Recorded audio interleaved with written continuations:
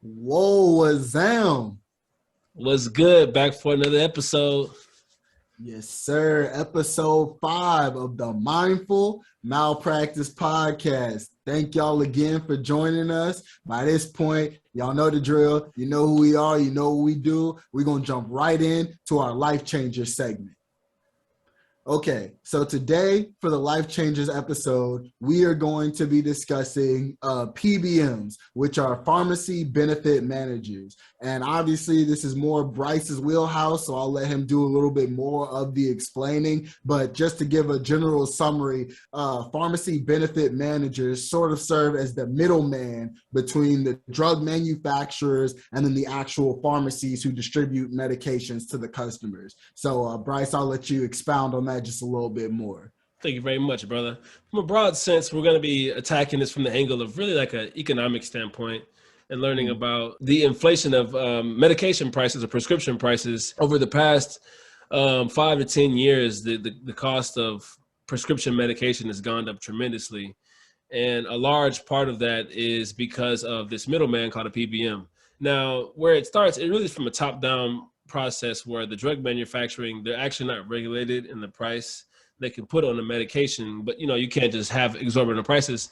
Well, it's interesting with medication, right? Essentially, possibly you could, because people could die without this. So they're going to do whatever means necessary to pay for that prescription. And so a drug manufacturing company makes a medication and they have a set price for it. The PBM, where they come into play, is they take the set price from the manufacturer, negotiate a deal with that medication, and then they end up relaying that information to a pharmacy, into which they have to pay the PBM for the medication. The thing about the PBM is their information on what the price is completely undisclosed to the public and to the pharmacy. Being a little bit discreet can kind of be tricky in the sense where you have this brand medication that costs a lot and they're getting a rebate or kickback for however much they make off the medication.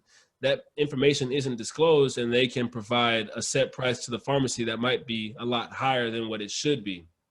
Right. And so you're now incentivized to charge more and more and more for the medication to the pharmacy as the PBM, because the rebate will be higher and higher and higher. There's a direct relationship between that increase in price for the expensive medication, because you're incentivized to get a higher rebate, and then the medication that's being charged at the pharmacy storefront, like a CVS or Walgreens.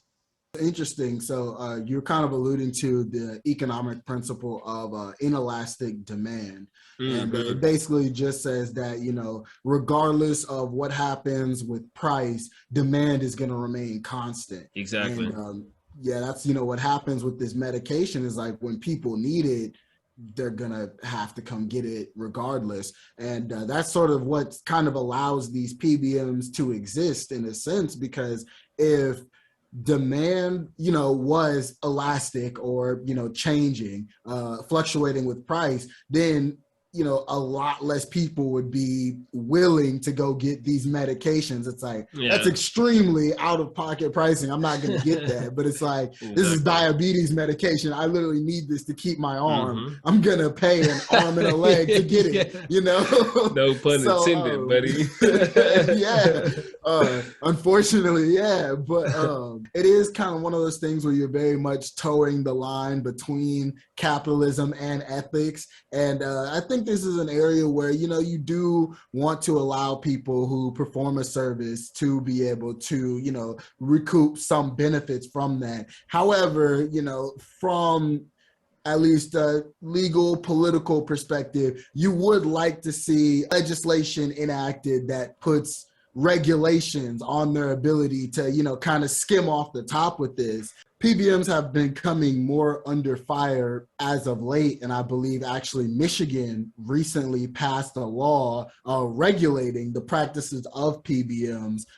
So currently the law, like as we're speaking, I think it was just passed a few hours ago, or it just got reported on a few hours ago. But basically it will limit their ability to spread pricing, basically, creating a gap between the cost of the medication really that they get from the manufacturer and what they sell it to the pharmacy for. And it will actually, as of 2024, it will prevent them from charging medical plans more for the medication versus what they pay the pharmacy, to distribute them. Currently, PBMs can put gag clauses on pharmacists.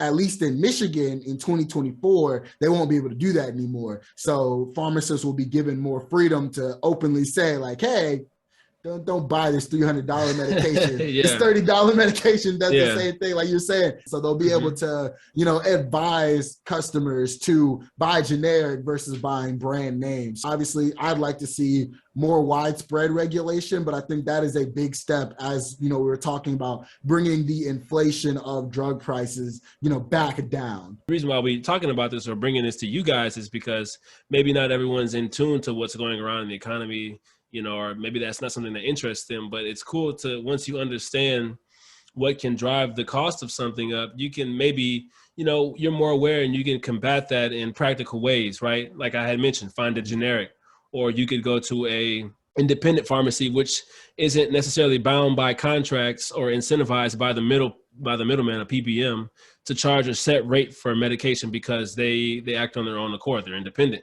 So I actually want to ask you, because I know you've talked a lot about potentially wanting to open up your own independent pharmacy. Do you think regulation like this, because, I'd assume there's a struggle for independent pharmacists as far as trying to compete with these Walgreens, CVS type. Do you think like this regulation will help do enough to make independent pharmacies more competitive with these bigger pharmacy chains? It'll be a step in the right direction. A lot of times when it comes to medication and pharmacies, independent pharmacies, their vision or their mission is like a community, very family oriented. We're an independent pharmacy. I own this. I'm spending everything out of pocket, or I'm getting support. But this isn't all about the price. This is about providing the best health service to the community, right? And so that's always been one major appeal of an independent pharmacy. But to your point, there's heavy competition amongst the CVS or Walgreens because they have a lot more capital. They have better contracts with PBMs and drug manufacturers to where they can get a lot more prescriptions. And so when you see the limit of more disclosure coming from a PBM in regards to how they do the interaction between a drug manufacturer and a pharmacy, that might persuade customers or patients to think otherwise when they feel like they're being undercut by larger retail pharmacies. They're like, hey, I'm realizing that if I can get the same medication at this independent pharmacy, which isn't bound by a contract from a PBM, and they're charging me surplus, I'm going to go here instead of a CVS or Walgreens, no matter how well known the company is or what kind of convenient services they provide. Because a lot of times in independent stores, it's not as big as a CVS where they offer snacks, or they offer alcohol in some states, where they offer, all kinds of extra stuff to attract volume into their store. So in short, I mean, it will provide a better position for independent owners to get their skin in the game, but it all comes down to capital. And a lot of times, unless you're a person who just either been gifted a pharmacy or you have a lot of money by other means, it's really hard to establish yourself in a competitive nature amongst the CVSs and Walgreens of the world.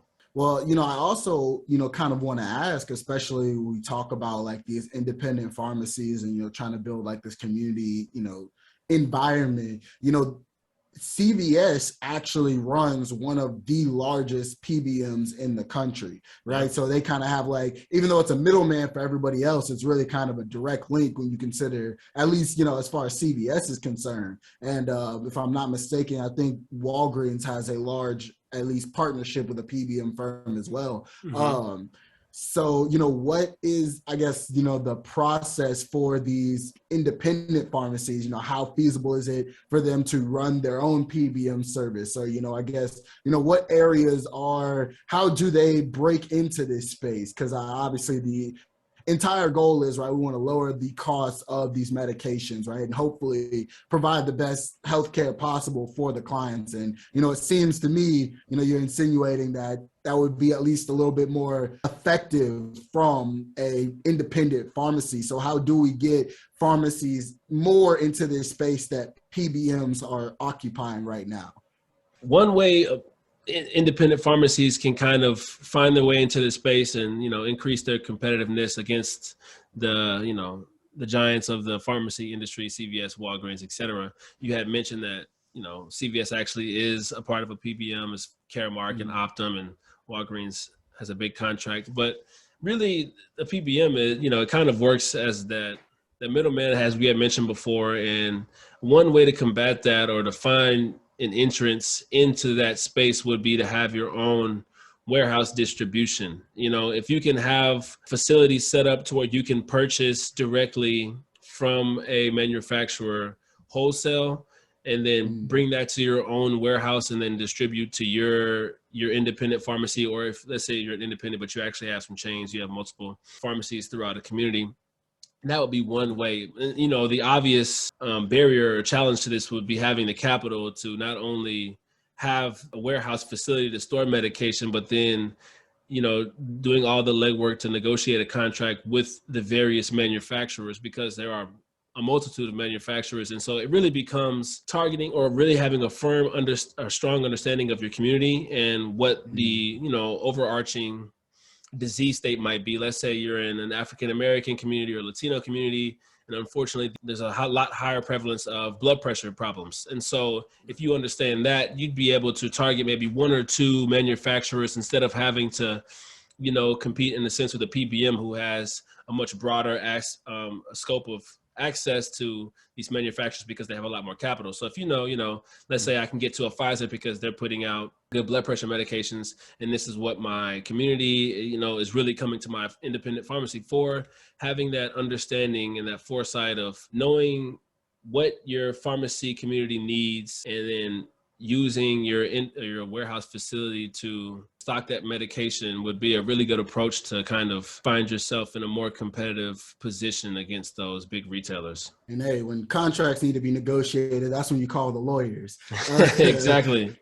Yeah, exactly. But as far as, I don't know how much the rest of, the country nationwide or just state by state is going to follow Michigan's model. But, one of the things they kind of touched on in the reporting was also that PBMs right now aren't, strictly regulated, right? Like there's no real set, standard for, it's like, okay, you have to meet these qualifications, you have to do these things. It's kind of just, hey, somebody who knows somebody, you can go talk to them, get it over here, and then, ship it out to the pharmacies. But, with more regulations coming into play and more standards, certifications needed, I think this will also be like a great time for, as you were saying, like these small independent pharmacies to, just set up a little something, right? That just meets standard, and it's like at least can communicate directly with these drug manufacturers. Yeah, I guess the only real thing that would really be left up to consideration, as you're saying, capital, right? They have to have warehouses and spacing to have their own distribution. Hopefully we're moving in the right direction, at least. It needs more awareness. Obviously, one state isn't the end all be all. It needs to be something that becomes more of a broader conscious, like, maybe there shouldn't just be an unfettered middleman who does whatever they want. But at least it's really beautiful to see kind of the law and the medical, specifically the pharmacy practice coming together in this way. And a lot of times, just taking a step further, kind of stepping away from the PBM, but like Thursday Boot, but this is just an example. This is not, they're not sponsoring this, not yet, hopefully. But it's a boot company, right, that charges a really affordable price for a premium good because they cut out the middleman. They don't have to distribute their boot to a Macy's or brick and mortar place because they just do everything online. And so you can kind of take that business model and then transpose that to the pharmacy world. That's kind of where independent pharmacists are trying to work in that regards. And that's cool. It's a cool thing to understand. Yeah, that would be dope, man. Because I didn't see some of these drug prices, and whatever's going to bring them down, please, we need to institute that sooner rather than later. Yeah, and it's unfortunate that, for the younger audience, they're not necessarily the ones who need medication per se. And so this might not be as appealing, but, one of the leading disease states and most prevalent in our country, if you could guess, believe it or not, is obesity and diabetes. And that actually is growing higher and higher in rates with the younger kids. So I'm sure there's, definitely people out there that can seek a benefit from this conversation. Oh, absolutely. Yeah. And it's, one of those things you'd rather have fixed now before it directly affects you, because Father Time is undefeated, and there's going to come a day, when we're all going to need some type of medical assistance. And I'd rather, fix the medical practice while I'm young and not in need versus turn around, get there and be like, damn, I really can't afford this medication. If only I taking this PBM thing more seriously. Right. That made for a great life changer segment. So at this point, we're going to switch gears and jump into our social topic. And, this one, hot off the presses. It's, fresh in everyone's mind. Everyone's been talking about it, going crazy the last couple of years. We are going to be talking about NFTs and the crypto space. Yeah. Where there is money to be made. So for those of y'all who do not know, the people who've been living under a rock for the last 2 years, NFTs are non-fungible tokens. Effectively, it is like holding a digital asset where you have a specific link that's stored on the blockchain that, basically grants you a right, authorizes you as the owner of, some specific thing. It is catching a lot of buzz for the hype and the, potential technological ramifications this can have for the future. It's basically a brand new way of asset holding, potentially.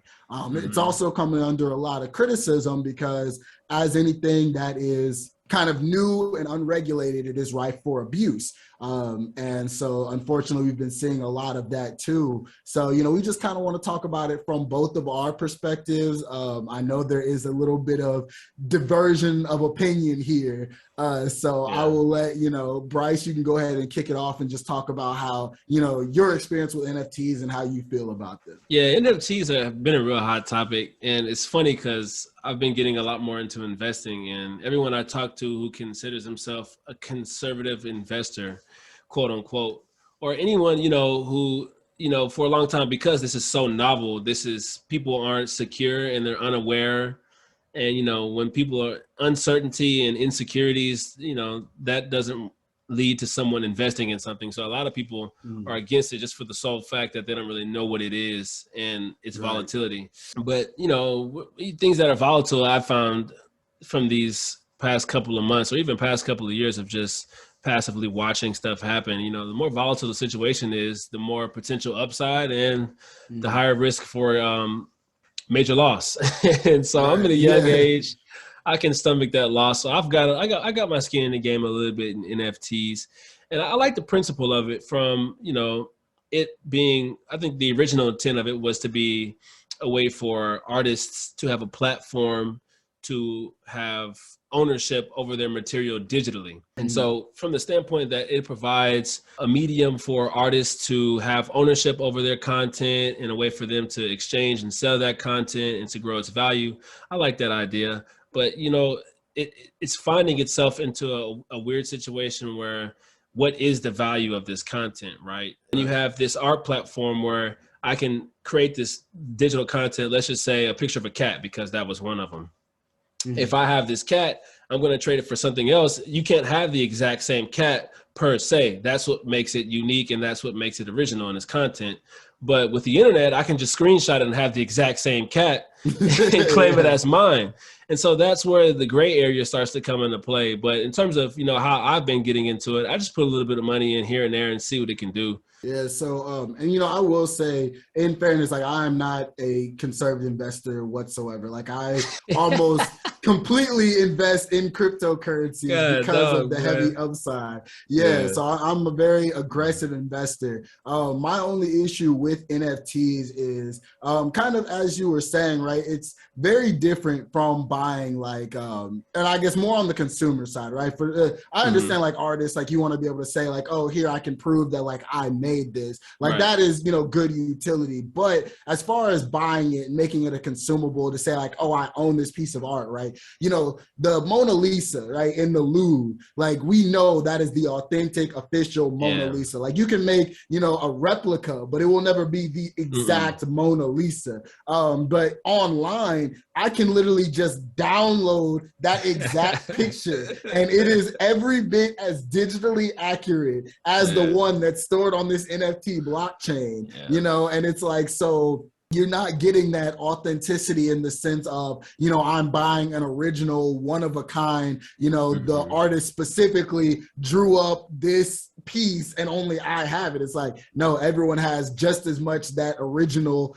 artwork as you do. I feel like a lot of people are making money off of them just because it's a hot topic and everybody's like trying to figure out what it is. So everybody's kind of just jumping in. But, for the future, I want to see, something that me having this link ought to mean more than just I can click it and see a picture, because I can go online, Google right now, hey, look, I see the same picture he sees, but I don't have to, I didn't have to pay $20,000 for a link. But that's not to say it can't change in the future. I just am holding off on purchasing them, until I see a little bit more that says, oh, okay, yeah, there's something to this besides just hype and speculation. Yeah, speculation has been an interesting thing. I think there was this thing that happened with, I think it was Kim Kardashian or maybe another celebrity.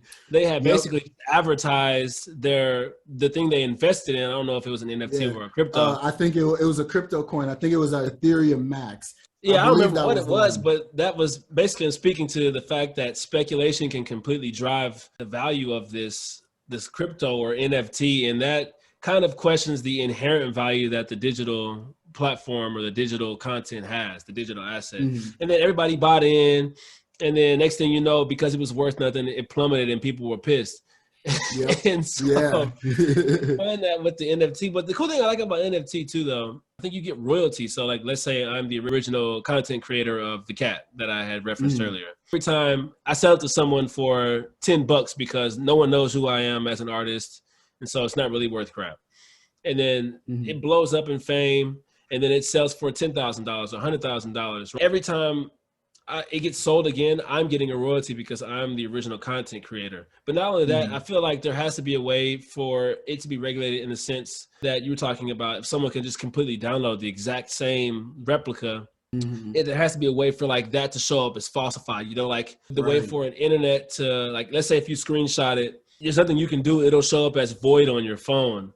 Yeah, and I think that would be a really good idea as far as like, authentication and sort of making something the original, unique creation. I think royalties are a big deal. That is, kind of a cool feature to be able to like, okay, no matter what this sells for in the future, I always get, kickback off of that, especially as it increases in value. But, for the most part, we are seeing just kind of people making random crap on NFTs. The dumbest stuff. The hype has to die down where people are just buying stuff just to say like they're involved in the new space, right? That is my not financial, but low key a little bit, if I could give anyone a piece of financial advice, if you're going to get into this NFT crypto space overall, buy something with utility, buy something that has some sort of intrinsic benefit for the future. You don't just buy stuff like